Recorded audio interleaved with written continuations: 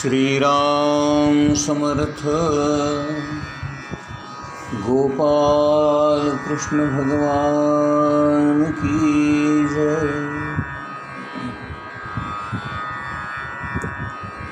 जे कृष्णमूर्ती नावाचे एक फार मोठे तत्वज्ञानी विचारवंत होऊन गेले, ते म्हणतात, you do not know what is love, you know what is passion. म्हणजे आपण प्रेम काय आहे हे जाणतच नाही. आपण फक्त आकर्षणामध्ये असतो. आपल्याला असतं ते देहाचं आकर्षण,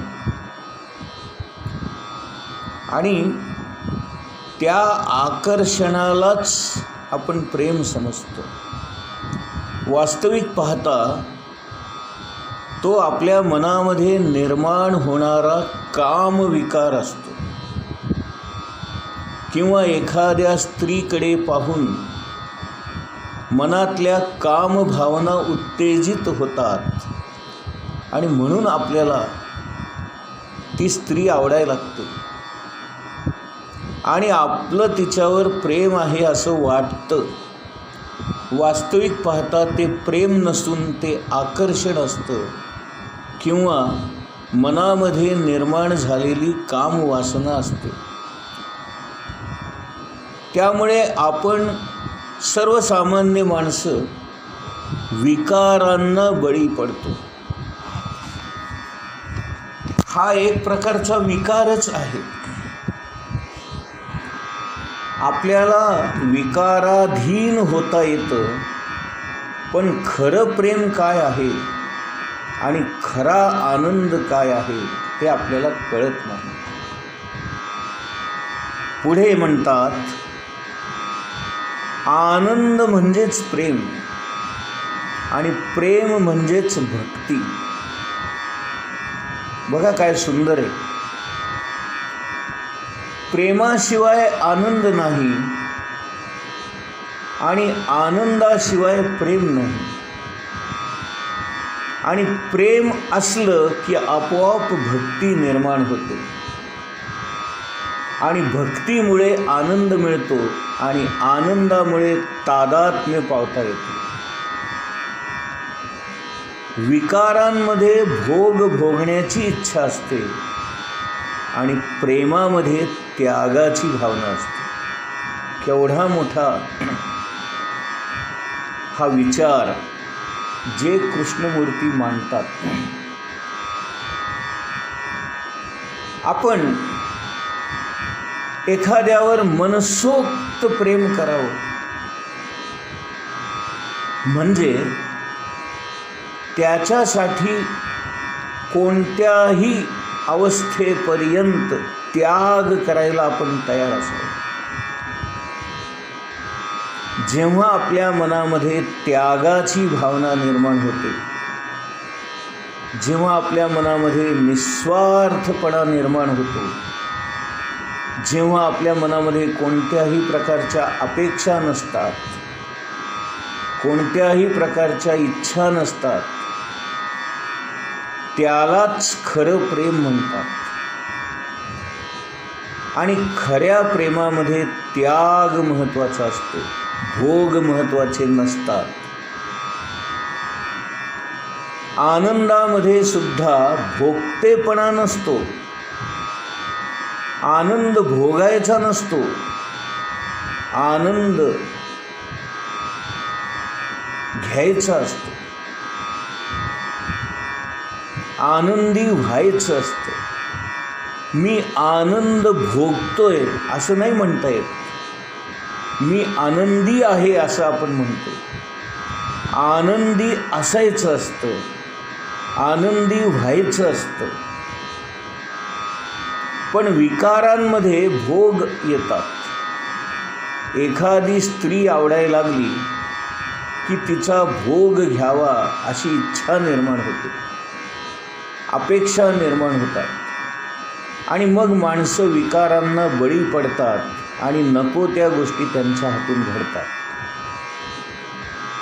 आणि म्हणून इथे जे कृष्णमूर्ती म्हणतात, जेव्हा आपण भगवंतावर प्रेम करतो तेव्हा त्या प्रेमातून आपल्याला भगवंताचा आनंद प्राप्त होतो, कारण भगवंत हा आनंद स्वरूप आहे आणि तो मिळवायचा नसतो, तो आपोआप मिळतो. आणि देव पाहायचा नसतो, देव व्हायचं असतं. भगवंताचं जे काही आहे ते सारं आनंद स्वरूप आहे, कारण भगवंताला उद्देशून आपण सच्चिदानंद स्वरूप असणारा परमात्मा परमेश्वर असं जे म्हणतो त्याचं हे मर्म आहे. जिथे आनंद आहे तिथं प्रेम आहे आणि जिथे प्रेम आहे तिथे भक्ती आहे. इथे विषय वासना आणि विकारांना जागाच नसते. आणि जर आपल्या मनामध्ये विषय वासना विकार येत असतील तर निश्चितपणे समजा की आपलं प्रेम खोटं आहे आणि त्या वासना आहेत. आनंद नाही, आपण आनंद असल्याचा बहाणा करतोय, ढोंग करतोय.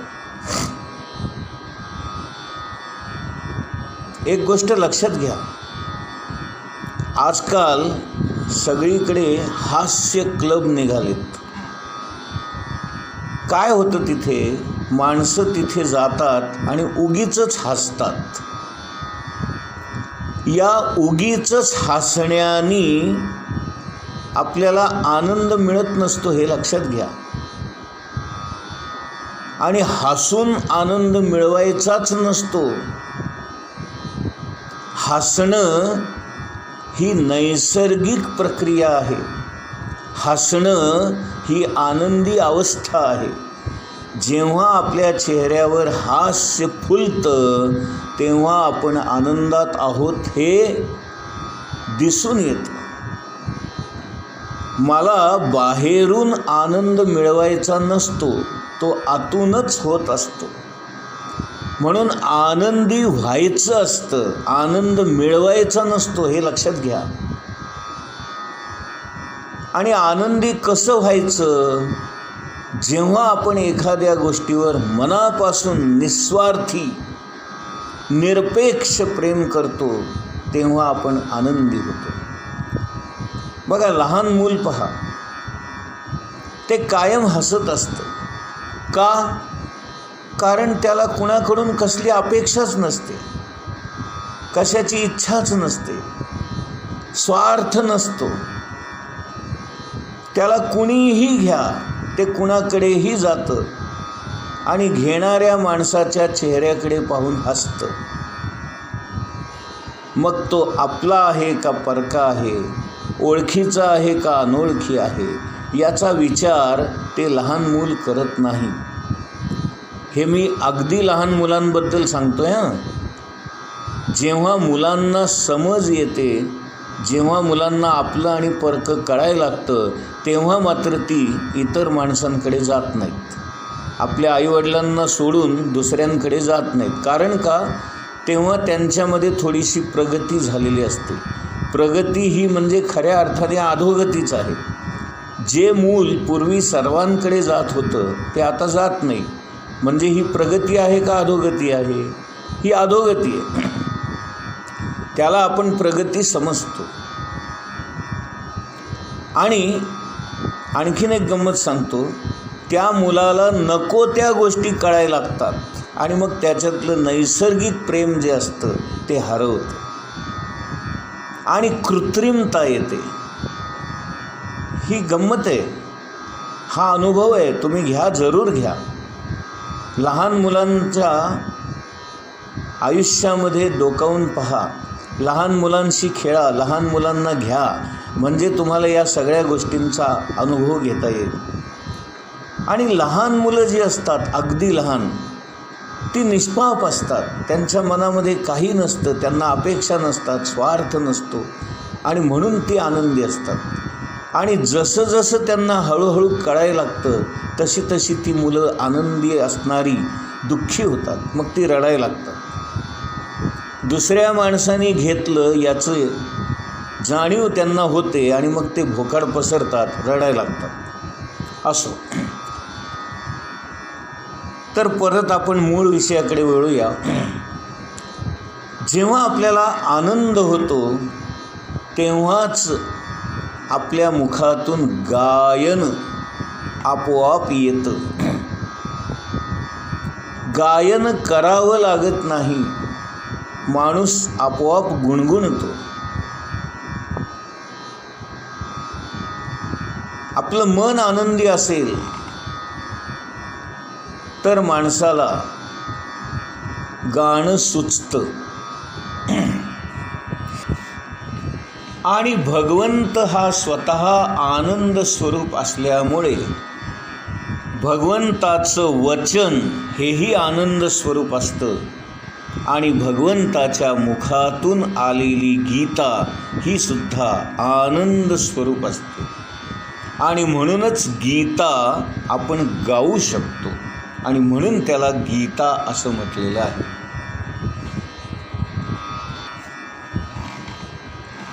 गायन, वादन आणि नृत्य या तिन्ही गोष्टींना एकत्रितपणे संगीत हा शब्द वापरतो आपण. गायन करताना त्या गायनामध्ये जे काही सूर असतात, जे काही स्वर असतात ते त्या रागाला उपयुक्त किंवा पोषक असतात. त्या स्वरांना आपण हार्मनी असं म्हणतो इंग्लिशमध्ये. हार्मनी म्हणजे काय की एकमेकांना सहाय्यक असणारे, एकमेकांशी संवाद साधणारे, एकमेकांशी जुळवून घेणारे स्वर. मग एखाद्या रागामध्ये एखादा चुकीचा स्वर जर आपण घेतला तर त्या रागाची गंमत निघून जाते आणि तो बेसूर होतो, किंवा त्या रागाची मूळची जी धाटणी आहे ती बदलून जाते आणि नको त्या गोष्टी आपल्याला ऐकू येतात. मग आपल्याला विसंवाद झाल्याप्रमाणे वाटतं. संगीतामध्ये संवाद हवा, विसंवाद नको, हार्मनी हवी. हार्मनी नसेल तर ते सुसंगत वाटत नाही, कानाला गोड वाटत नाही. आणखीन एक महत्त्वाची गोष्ट म्हणजे संगीत म्हटलं की त्याला एक विशिष्ट प्रकारची लय असते, एक विशिष्ट प्रकारची गती असते. त्या गतीतच ते म्हणावं लागतं. जर गती बिघडली तर त्याचे परिणाम बिघडतात. म्हणून गती फार महत्त्वाची असते. लय याचा अर्थ विरोध नसणे, अविरोध, हे लयीचं मर्म आहे. म्हणजे एखादी गोष्ट व्यवस्थितपणे लयीमध्ये चालू असेल तर सुंदर वाटतं ऐकायला, पण लय बिघडली म्हणजे कुठेतरी त्याला विरोध झाला किंवा त्याची गती खुंटली असा अर्थ होतो. आणि संगीतामध्ये लय फार महत्त्वाची असते. भगवंताचं जे गीत आहे, ज्याला आपण गीता म्हणतो, तिचा स्वतःचा एक प्रकारचा सुसंवाद आहे आणि त्याला एक प्रकारची विशिष्ट गती आहे, एक प्रकारची लय आहे. म्हणून गीता म्हणताना किंवा गीतेतील श्लोक म्हणताना एका स्वरामध्ये आणि एका लयीमध्ये म्हणायचे असतात. त्याची लय बिघडली की त्यातली मजा निघून जाते. आता उदाहरण म्हणून मी तुम्हाला सांगतो. आता आपण दुसऱ्या अध्यायातला दुसराच श्लोक जो आपण नुकताच पाहिला तो कसा लईमध्ये आणि सुरामध्ये म्हणायचा त्याची एक झलक बघूया. श्री भगवान उवाच असं सुंदर लईमध्ये म्हणायचं, नाही तर श्री भगवान उवाच असं जर म्हटलं तर त्यातला आनंद निघून जातो. आणि सूर व्यवस्थित धरायचा. श्री भगवान उवाच कुतस्त्वा कश्मलमिदं विषमे समुपस्थितम् अनार्यजुष्टम् अस्वर्ग्यम् अकीर्तिकरम् अर्जुन. असं व्यवस्थित लईमध्ये आणि एका सुरामध्ये ते म्हटलं पाहिजे. नाहीतर नको तिथं थांबलं आणि सुराची उंच नीचपणा जर आपण घेतला तर ते कसं विचित्र वाटतं बघा.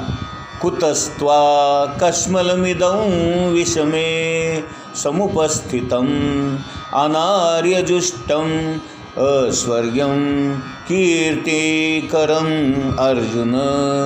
आता हे कसं वाटलं ऐकायला? कारण इथे सूर सारखे बदलत होते आणि नको तिथे आपण थांबत होतो, नाही का? म्हणून संगीतामध्ये लय महत्त्वाची असते, सूर महत्त्वाचा असतो, ताल महत्त्वाचा असतो. आणि हे सगळं जर नाही जमलं तर ते बेताल होतं, बेसूर होतं. आणि गीता ही सुरात म्हणायची. म्हणून म्हणताना कसं म्हटलं पाहिजे परत एकदा नीट ऐका. श्री भगवान उवाच कुतस्त्वा कश्मलमिदं विषमे समुपस्थितम् अनार्यजुष्टम् अस्वर्ग्यम् अकीर्तिकरम् अर्जुन. असं आपल्याला सुरामध्ये आणि लईमध्ये म्हणता आलं पाहिजे, तर त्याचा आनंद मिळतो. आणि आनंद म्हणजेच प्रेम, आणि प्रेम म्हणजेच भक्ती. गोपाल कृष्ण भगवान की जय.